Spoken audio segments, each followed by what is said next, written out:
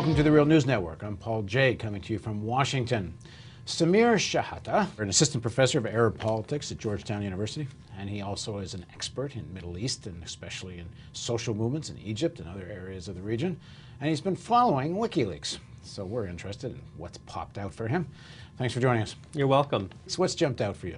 The things that have jumped out at me, of course, have related to cables coming out of Cairo, and as well as cables coming out of Tunis, also as a result of what's been going on in Tunisia these days. So with regards to Tunis, for example, Tunisia, it is striking to me the knowledge that the Americans had of the extent, the depth of corruption in Tunisia. The cables are very specific. The American ambassador, for example, is invited to Ben Ali's son-in-law's house for dinner, and he describes the opulence, the luxury. He has a tiger or a lion in a cage that he shows his visitors and so on. And it really is, absurd almost, the extent to which they were living excessively. And the Americans know this, of course. There are also rumors about the extent of corruption going all the way up to Ben Ali himself. One of the cables mentions that there is credible information that on a certain business deal, Ben Ali said to someone, "I want 50%.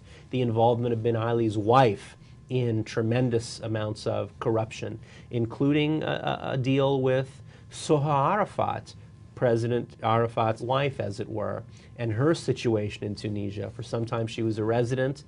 She was given nationality so she could do business there. Then her nationality was revoked and she left to Malta. And this had to do with, according to the cables, business deals gone badly between the president's wife and Mrs. Arafat. So the Americans certainly knew the extent of corruption. They also knew the unpopularity of the Ben Ali regime. So that then begs the question, what did they do about knowing all of this, which is nothing? He was their guy. It seems very little, yes.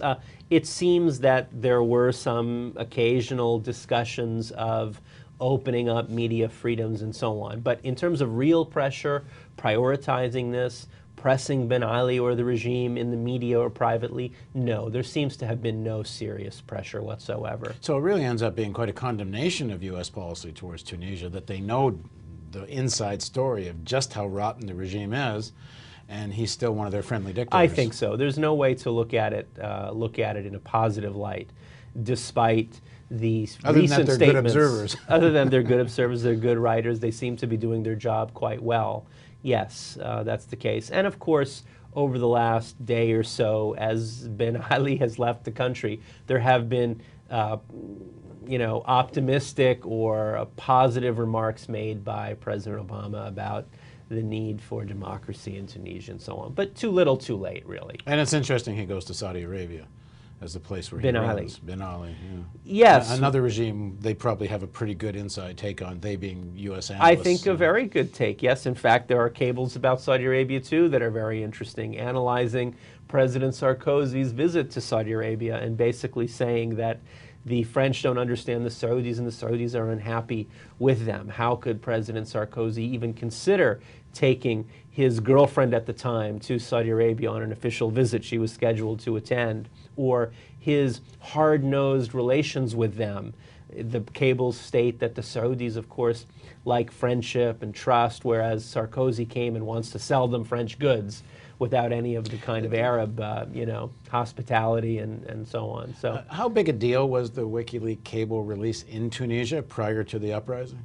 I don't think it was that big of a deal, actually. I mean, there was a great deal of attention focused on it, but there is a tendency, I think we've been seeing the last couple of days, to say that the Tunisians saw the WikiLeaks cables and then they revolted. No.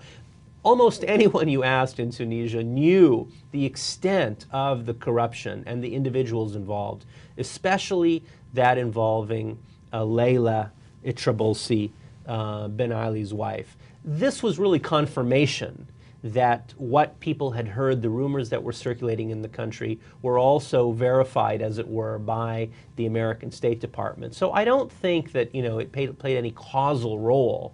But Tunisians read with great interest, like many other people in the Arab world, what the State Department was writing about politics in those countries. And what's jumped out at you from the Cairo cables?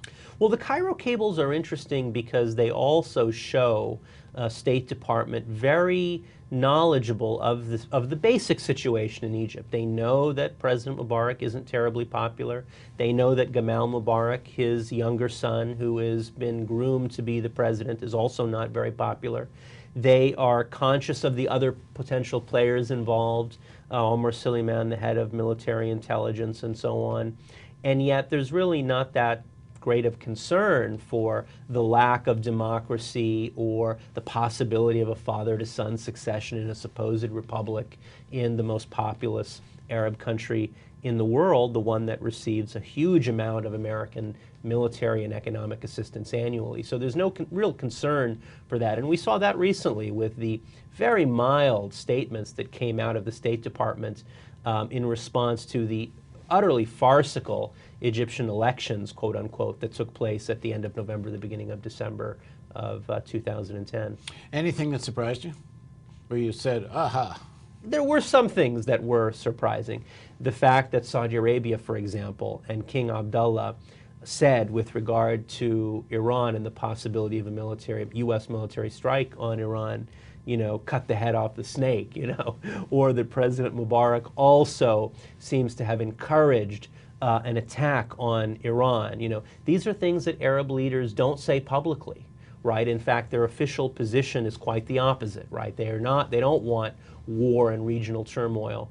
Also, the extent of American-Egyptian cooperation with regard to Gaza, I think, is also something that is interesting. It's clear in the cables that, and we knew this, but we didn't have any confirmation of this, that the Egyptians consider Hamas to be the enemy of Egypt, and that they are, you know, willing to cooperate to some extent with the Israelis and the Americans because of a perceived mutual interest there, despite the suffering of 1.5 million Palestinians in Gaza.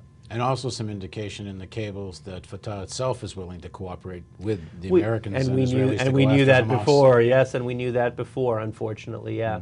Thanks very much for joining us. You're very welcome. And as you continue to read WikiLeaks, maybe you'll come back and give us an update. Happy to. Thanks very much for joining us on the Real News Network.